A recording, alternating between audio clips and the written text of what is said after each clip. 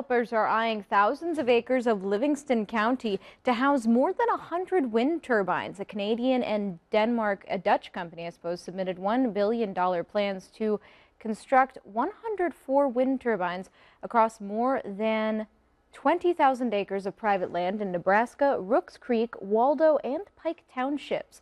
Now, that could be enough wind energy to power more than 150,000 homes. Developers argue the project would add more than 300 construction jobs and 27 permanent positions. It could possibly add $19 million in property tax revenue over the lifetime of the project. This is all early in the approval process.